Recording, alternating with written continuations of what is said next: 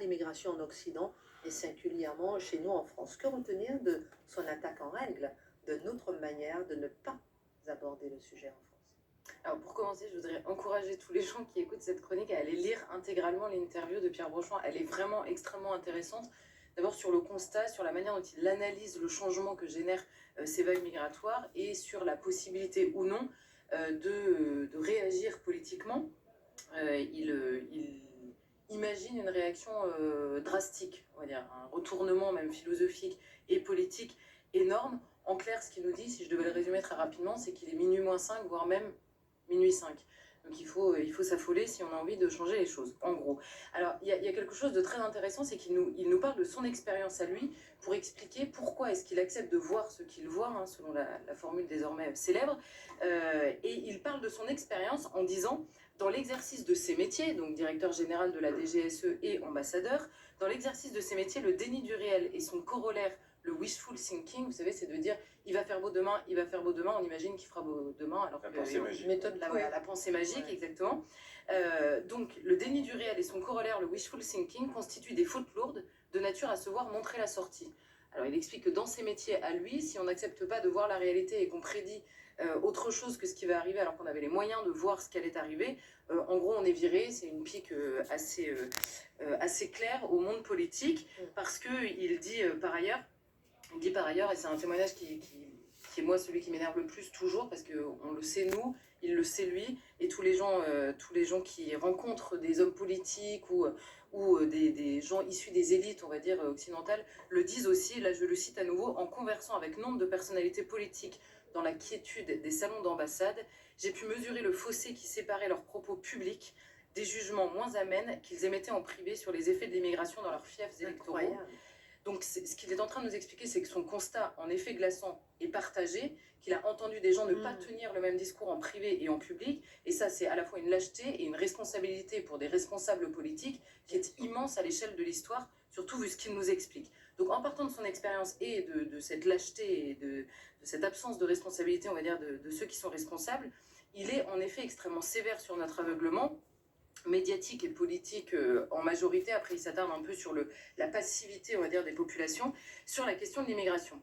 D'abord, il nous explique, alors ça c'est assez intéressant, il commence son interview en nous expliquant comment est-ce qu'on s'empêche de parler de l'immigration en permanence. On a l'impression qu'on en parle tout le temps, mais en fait pas vraiment. Pourquoi ? La première chose, c'est qu'il dit à chaque fois que le sujet arrive, notamment pendant les périodes d'élection, on nous présente, donc là pour le coup le débat public, des inquiétudes présentées comme concurrentes. Alors là, vous allez sourire, parce que là, cette année, c'était magnifique. Le pouvoir d'achat, la crise sanitaire, la guerre et le changement climatique. Il ne dénie pas l'existence de ces craintes qui peuvent exister, évidemment. Il dit simplement que c'est une manière de noyer le poisson à chaque fois que le thème essaye de s'imposer dans le débat public.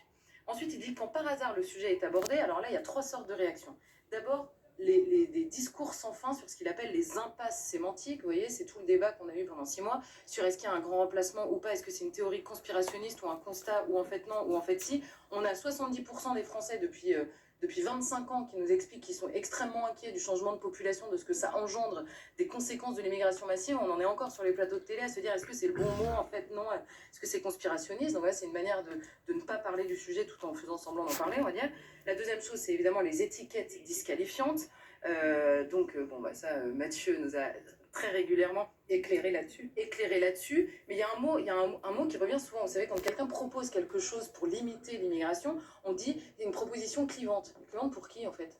Parce que, encore une fois, dans les études, à chaque fois qu'il y a des études ou des sondages qui sortent, elle n'est pas clivante dans la population. C'est nécessairement clivant. Il y en a d'autres qui sont d'accord, d'autres qui ne sont pas d'accord. Mais la majorité des Français soutiennent des politiques restrictives sur l'immigration depuis de longues années. Donc c'est clivant pour qui exactement? Est-ce qu'on pourrait poser cette question à chaque fois que les propositions sont qualifiées comme telles? Et ensuite, il nous parle des artifices annexes, c'est-à-dire cette manière, quand on parle du changement, du basculement terrible de l'immigration dans nos sociétés occidentales, on va par exemple se focaliser sur l'immigration illégale, comme si l'immigration légale, encouragée par tous depuis des années, n'avait pas elle aussi des conséquences dans le pays. Et alors, de ces pérégrinations, une fois qu'il a fait ce constat-là, de notre impossibilité d'en parler, il dit il faudrait en parler. Pourquoi? Alors il se prévaut, et à juste titre, de son expérience à travers le monde, évidemment, à la DGSE, vous pensez bien, et comme ambassadeur, notamment dans des pays, on pense à Israël, où la cohabitation est compliquée, c'est le moins qu'on puisse dire.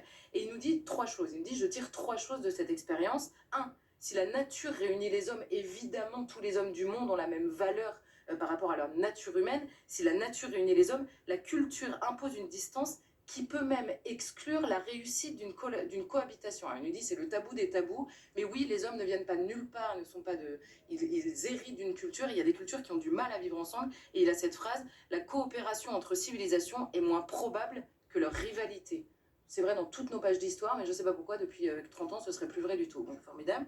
La deuxième chose, il nous dit toutes les sociétés multiconfessionnelles, multiculturelles, sont vouées à des déchirements plus ou moins profonds, et il insiste, il dit, je dis bien toutes. Et il me dit, on a des exemples, alors lui, il cite la Yougoslavie et le Liban, il dit, pourquoi serions-nous plus intelligents qu'eux, meilleurs qu'eux, pourquoi réussirions-nous là où ils ont échoué, et de manière particulièrement dramatique. Troisième chose, il dit la fonction du régalien, et c'est ce qu'il a servi toute sa vie, est de prévoir le pire pour tenter de l'empêcher. Évidemment, on ne prévoit pas le pire parce qu'on a envie qu'il advienne, c'est précisément pour tenter de l'empêcher. Et aujourd'hui, il est devant un constat, c'est que même la fonction du régalien semble être aujourd'hui de nier ce qui risque d'arriver et donc de s'empêcher de l'empêcher. Devant ce constat glaçant, est-ce qu'il envisage une réaction possible de la part du politique ? Alors il répond, je vous le disais tout à l'heure, il répond qu'il est très tard. Il le répète à plusieurs reprises. Pourquoi ? Parce qu'il dit aujourd'hui nous n'avons pas des individus au cas particulier. Vous savez, avec des histoires particulières, évidemment, on a tous envie, sur une histoire particulière, de savoir répondre. Le problème aujourd'hui, nous dit-il, c'est que nous avons désormais des diasporas. Or, des diasporas, c'est-à-dire beaucoup d'individus, mais qui ont avec eux leur bagage culturel, qui recréent le nombre, dirait Mathieu, qui donc poursuivent l'existence de leur culture étrangère et recréent les fameuses enclaves étrangères avec des cultures étrangères. Ça ne veut pas dire que c'est horrible, ça ne veut pas dire que c'est moins bien, ça veut juste dire que c'est étranger. C'est tout simplement ça. Et il nous dit, cette différence qualitative, c'est-à-dire que ça n'est pas la même culture, elle est là, non négociable au moment où ce sont des diasporas et non plus des individus. En gros, il nous dit l'individu est assimilable et non pas les diasporas évidemment. Et il nous dit ça nous ramène au pire mot de notre histoire, et là il en cite 3, le dissentiment religieux, et il cite évidemment l'islam et le christianisme, parce que vous savez on avait analysé plusieurs fois, les ministres nous disent c'est une longue histoire, c'est une longue histoire de guerre en fait entre l'islam et le christianisme. C'est en effet une longue histoire, mais elle n'est pas spécialement réjouissante. La deuxième chose, l'antagonisme colonial. Il me dit il y a une résurgence de ce ressentiment qui peut avoir évidemment des conséquences assez dramatiques. Et ensuite, nous dit-il, la lecture au prisme racial, avec une assimilation, là encore Mathieu nous en parle souvent, une assimilation de nos populations d'origine immigrée au sort des esclaves, notamment aux États-Unis. Donc il y a une lecture très américaine. Il nous dit la conséquence logique dans l'histoire de ces 3 constats qu'il fait, c'est très clair, c'est la violence. Et à l'inverse, nous dit-il, donc ça c'est le constat du résultat de l'immigration massive, et il dit nous, société, à l'inverse, nous sommes passés à la société des individus. Alors là, c'est vraiment très intéressant, je conseille vraiment la lecture, parce qu'il nous dit, en gros, l'Occident est passé de communauté naturelle, nous avons créé l'État national moderne, qui unit au-delà des communautés naturelles, et nous sommes passés récemment à la société des individus. C'est-à-dire quoi ? Chaque être indépendamment du fait qu'il soit européen ou non, musulman, catholique, protestant, tout ce que vous voulez, chaque être humain est l'ultime décideur de son sort. C'est-à-dire que vous pouvez vous affranchir de tout, vous n'avez pas de parents, vous n'avez pas de culture, vous n'êtes pas né dans une géographie, vous n'avez rien, et vous pouvez décider vous-même, dans une tentation évidemment très démiurgique, de décider de tout. Et on condamne par ailleurs, en France, en Occident de manière générale, mais en France puisque c'est notre exemple, les modèles antérieurs à cet État-nation qui nous a permis l'émancipation des individus, c'est-à-dire nos communautés naturelles, c'est-à-dire nos mœurs, c'est-à-dire nos coutumes.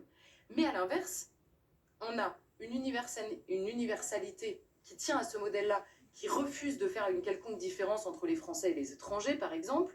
On imagine les phénomènes sociaux que comme des relations interpersonnelles, alors qu'évidemment le groupe, les masses jouent évidemment dans les relations, on va dire.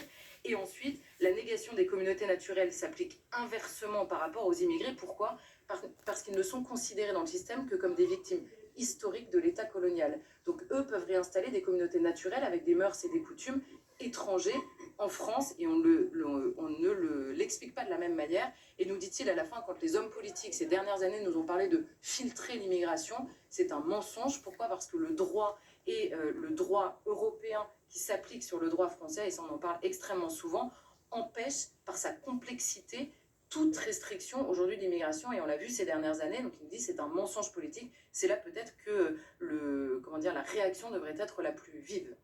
Et pourtant, ces sociétés connaissent des résistances internes de leur population excédée par le sujet de l'immigration. En clair, les Français semblent avoir conscience de ces enjeux, contrairement à leurs élites médiatiques et politiques. Voilà, et là il explique quelque chose de très, qui a l'air amusant comme ça, mais qui est assez vrai. Il nous explique que cette société ouverte a besoin d'être particulièrement fermée pour rester ouverte. En gros, quand vous défendez une société ouverte où tous les individus du monde peuvent venir vivre ici sans que ça n'ait la moindre conséquence, notamment sur le terrain culturel ou sur le terrain de fragmentation du pays, alors pour que ce modèle-là existe malgré la réalité, malgré on va dire la contestation des peuples, alors il faut contraindre, on va dire, les critiques pour que la société puisse rester ouverte dans la fameuse pensée magique dont il parle au début. Très rapidement, il dit en gros l'idée de base est très fragile, c'est que tous les hommes du monde sont interchangeables. Évidemment, cette idée-là est fragile. On comprend bien qu'un berger afghan ne va pas réagir comme un employé de Total qui vit à Paris, comme une institutrice de la banlieue de Londres, ou enfin voilà, on peut multiplier les exemples. C'est évidemment pas la même manière de vivre. Donc il nous dit, puisque c'est fragile, pour se protéger, ce modèle-là a besoin de 3 choses. 1, redire en permanence qu'il faut souscrire à des valeurs. Donc on a comme valeur la tolérance, le respect, la liberté. On ne les définit jamais, ni en France par rapport au reste du monde. Ensuite, verrouiller l'affect. Vous savez, c'est la culpabilité permanente. Mais vous savez quand même dans l'histoire, on est résumé à la colonisation et à la collaboration. Donc on ne peut plus rien exiger de protection, on va dire, de notre pays. Et la 3e chose, c'est évidemment un verrouillage par le biais judiciaire et par le biais médiatique, où on a en plus de tout ça des leçons de morale permanentes sur ce qu'on a le droit de penser ou non de la défense de son pays. En gros, il nous dit les mentalités résistent au formatage individualiste, on va dire, mais il existe en réalité 3 pays dans un. Très bon rapport de ce qu'a dit Pierre Bonchamp. Excellent, excellent. Votre réaction? Non, mais vous avez bien ramené. Mais non, mais elle est excellente comme quand elle est sur scène. Ah, ça c'est la petite surprise. Je voulais vous faire réagir d'abord à sa chronique. Ah, pardon, d'accord. Si vous voulez bien. Sa chronique, réagissez, ensuite on a une petite surprise pour Charlotte. Mais non, mais c'est déterminant tout ce qui a été rapporté par Charlotte, Oui. parce que on n'arrête pas d'essayer de dissoudre cette pensée fondamentale et de nous faire croire que les séparatismes, c'est en réalité, il suffit d'écouter le président Macron et tous les gouvernants actuels, c'est normal que l'on puisse manifester sa religion dans la rue, etc. Eh bien, c'est là que le s'opère complètement, mais on ne veut pas entendre ça. 10 secondes. Bah, la grande force du texte, c'est qu'il objective totalement la question migratoire, il enlève la charge passionnelle qui la recouvre, et puis il explique bien aussi la prise en étau de l'État entre, d'un côté, la société des individus et la société des diasporas, et on voit bien l'espèce de conflit dans lequel on se trouve. 10 secondes avant la minute info. Alors, on peut avoir intellectuellement décrété l'inexistence des peuples, des civilisations, des cultures. Théoriquement, on peut avoir décidé que ça n'existait pas, mais le réel, lui, ne se laisse pas dissoudre par je ne sais quel décret théorique, et le réel nous remonte au visage aujourd'hui. Avant la surprise pour Charlotte, la minute info.